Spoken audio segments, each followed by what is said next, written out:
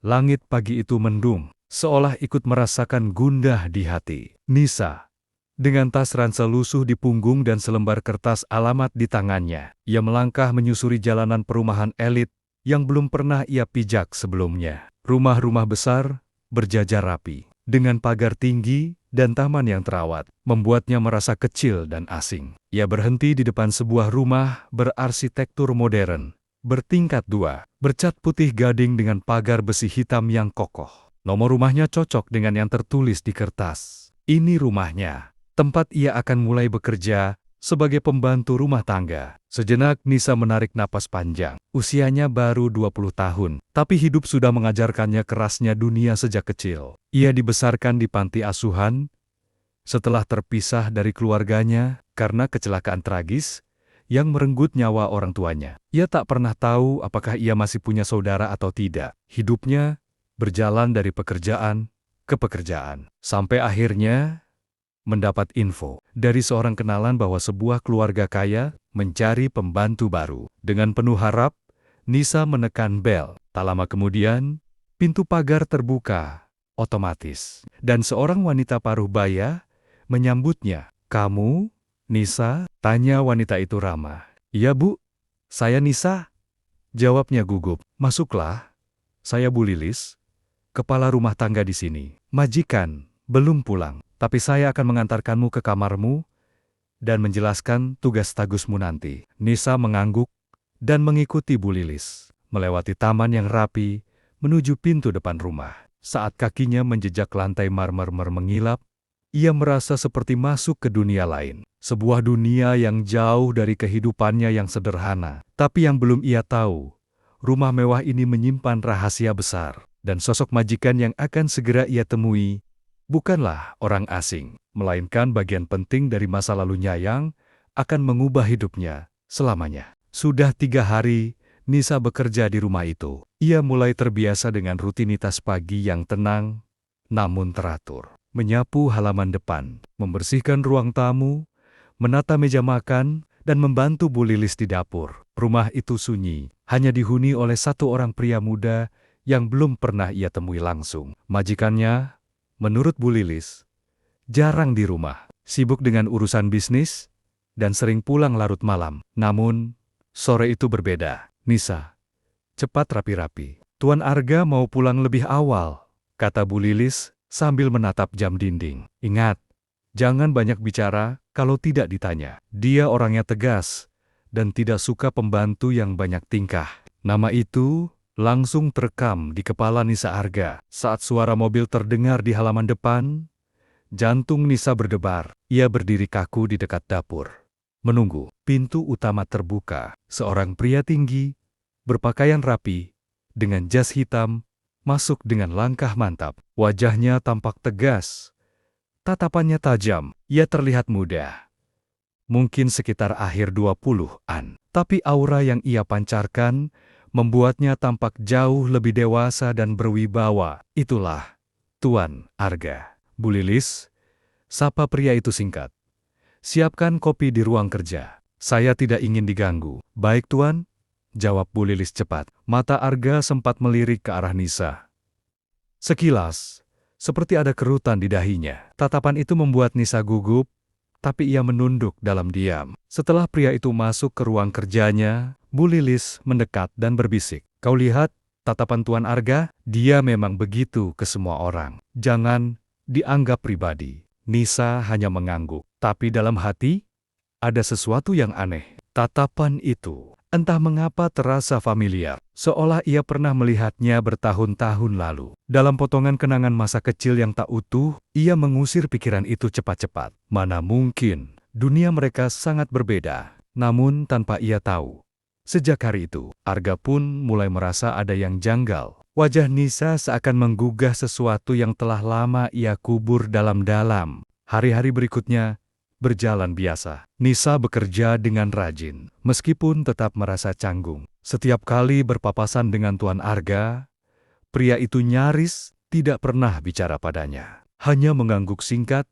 atau mengabaikannya sama sekali. Tapi justru karena itu, Nisa makin penasaran. Suatu pagi, saat membersihkan ruang keluarga, Di lantai atas ruangan, yang jarang digunakan, Nisa menemukan sebuah lemari kaca berisi buku-buku tua, figura, dan benda-benda kecil lainnya. Ia mulai mengelap rak itu, hingga matanya tertumbuk pada sebuah bingkai foto yang nyaris tertutup debu. Ia meniup permukaan kaca dan mengusapnya pelan. Sebuah foto keluarga, seorang laki-laki dan perempuan dewasa, tersenyum sambil memeluk dua anak kecil. Seorang anak laki-laki berusia sekitar 8 tahun, dan seorang anak perempuan kecil, berumur kira-kira 3 tahun. Wajah anak perempuan itu langsung membuat jantung Nisa berdegup cepat. Itu dirinya. Tangannya bergetar saat memegang bingkai itu. Ia ingat betul gaun putih kecil yang dikenakannya. Dalam foto itu gaun ulang tahunnya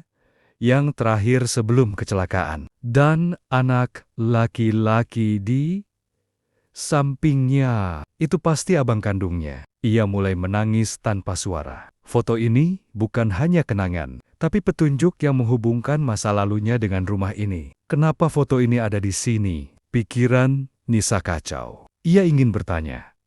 Tapi pada siapa? Pada Bu Lilis? Atau langsung kepada Tuan Arga? Tapi bagaimana kalau ini hanya kebetulan? Sore harinya, saat ia sedang mencuci piring, suara langkah kaki mendekat, membuatnya kaku. Tuan Arga berdiri di ambang pintu dapur, wajahnya datar. "Kau tadi membersihkan ruang keluarga atas?" Tanyanya pelan, tapi tegas. Nisa mengangguk perlahan. "Iya, Tuan. Maaf kalau kau lihat sesuatu?" Nisa ragu menjawab. Tapi akhirnya ia berkata, "Saya melihat sebuah foto keluarga." Tatapan Arga mengeras. Ia menatap Nisa lebih lama dari biasanya, seolah sedang menilai sesuatu yang dalam. "Kau tahu siapa anak perempuan di foto itu?" Tanyanya lagi, lebih pelan. Nisa menunduk. Suaranya gemetar saat menjawab, "Itu saya, Tuan." Keheningan menggantung di antara mereka. Hanya suara detik jam dinding yang terdengar. Dan dalam diam itu, perlahan-lahan, sebuah pintu rahasia dalam hidup mereka mulai terbuka. Malam itu, Nisa tak bisa tidur. Kepalanya penuh pertanyaan. Reaksi Tuan Arga tadi sore begitu dingin, tapi sorot matanya menyimpan sesuatu yang lebih dalam: kaget, ragu, bahkan mungkin perasaan bersalah. Keesokan paginya, suasana rumah terasa berbeda. Tuan Arga tidak berangkat kerja seperti biasa. Ia malah memanggil Nisa ke ruang tamu. Nisa menunduk gugup saat masuk. Pria itu duduk dengan postur kaku. Namun sorot matanya tampak jauh lebih tenang daripada biasanya. "Duduklah," katanya. Suaranya berat, namun tidak lagi dingin. Nisa duduk perlahan di ujung sofa, mencoba menenangkan degup jantungnya. "Foto yang kau lihat kemarin memang foto keluarga kami. Atau lebih tepatnya, keluargaku dan keluargamu," ujar Arga, menatap lurus ke arahnya. Mata Nisa membelalak. Apa maksud Tuan?" Arga menarik napas panjang, lalu melanjutkan. "Aku Arga Putra Mahendra. Aku abang kandungmu, Nisa." Dunia seolah berhenti berputar. Setelah kecelakaan itu, aku dirawat oleh keluarga ayah, angkat kerabat dari ayah. Sementara kau hilang. Mereka bilang kau tak ditemukan. Kami semua mengira kau meninggal. Aku sempat mencarimu, tapi semuanya buntu. Sampai akhirnya aku menyerah dan fokus membangun hidup." Nisa menutup mulutnya. Air mata mengalir deras, tanpa bisa dibendung. "Aku ingat kau," bisiknya. "Waktu kecil, kau sering membawakan aku kue ulang tahun. Kau suka menggambar robot, dan kau pernah bilang akan selalu menjagaku." Suara Nisa bergetar. Arga menunduk. Kedua matanya basah. "Aku gagal menjagamu, Nis," katanya lirih. Keduanya larut dalam keheningan penuh emosi. Luka lama yang terkubur bertahan-tahan akhirnya terbuka. Bukan untuk menyakiti, tapi untuk disembuhkan. "Kenapa Tuan tak mengenali saya sejak awal?" tanya Nisa pelan. "Aku curiga sejak pertama melihatmu," jawab Arga. "Tapi aku pikir itu hanya kebetulan, sampai kulihat wajahmu lagi dengan jelas di ruang atas. Aku takut, berharap, takut. Salah."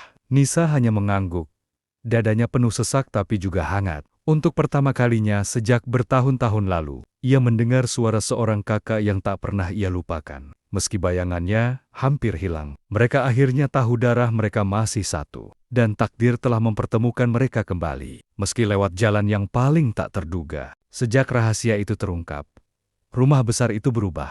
Suasana tak lagi dingin dan asing, namun tak juga langsung hangat sepenuhnya. Ada ruang hampa di antara mereka yang belum sepenuhnya terisi, ruang yang diisi oleh waktu, luka, dan kehilangan bertahun-tahun lamanya. Arga mulai bersikap berbeda pada Nisa.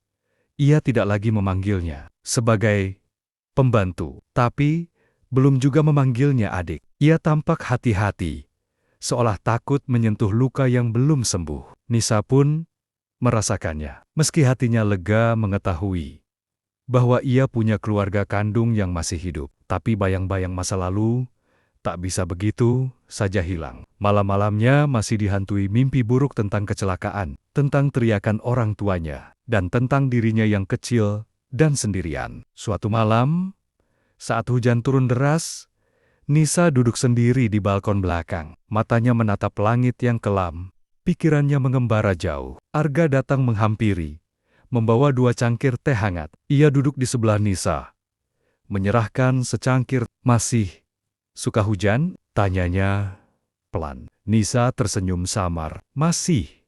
Dulu, kita suka main hujan di halaman rumah." Arga mengangguk.